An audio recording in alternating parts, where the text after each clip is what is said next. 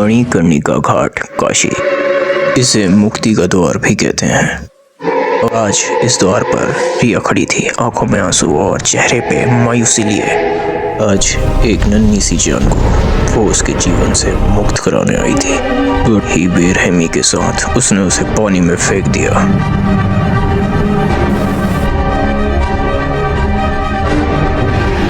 तभी एक सिर पानी से बाहर निकलता है और कहता है, आज तो मुझे ही मानने आए जिसे तुमने वरदान में मांगा था।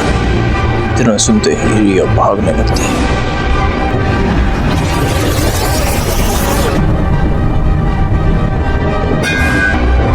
घंटी की आवाज सुनते ही रिया को एहसास होता है ये सब भ्रम था। तभी मंदिर के दरवाजे खुलते हैं। मंदिर में मां काली की भव्य मूर्ति दिखाई देती है।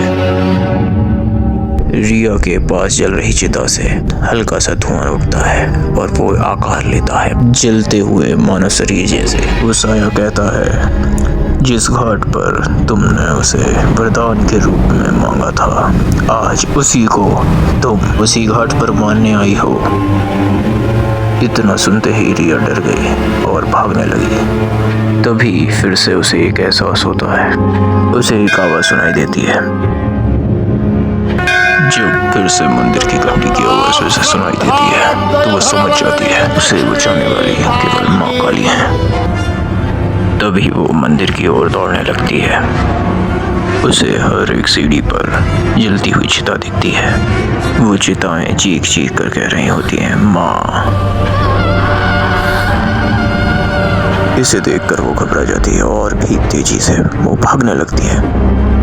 जैसे ही वो मंदिर में पहुंचती है, माँ का हाथ उसकी ओर बढ़ता है, मानो वो उससे कुछ लेना चाह रही है।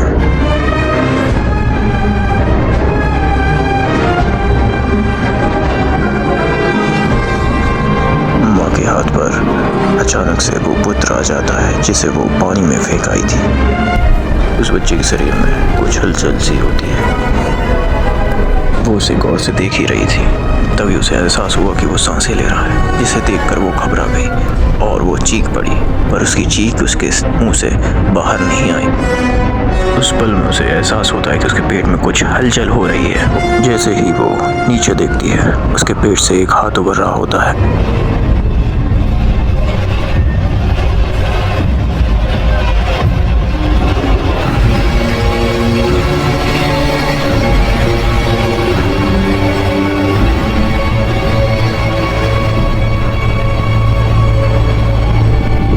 फिर उसी घाट पर खड़ी थी। उसे एक आवाज सुनाई देती है, तुमने मुझसे इस जीवन को अपने गर्भ में वरदान के रूप में पाया था। तुम उसी का अंत करने आई थी, वो भी मेरे ही घाट पर तुम उसका अंत नहीं कर सकती क्योंकि वो मेरा पुत्र है।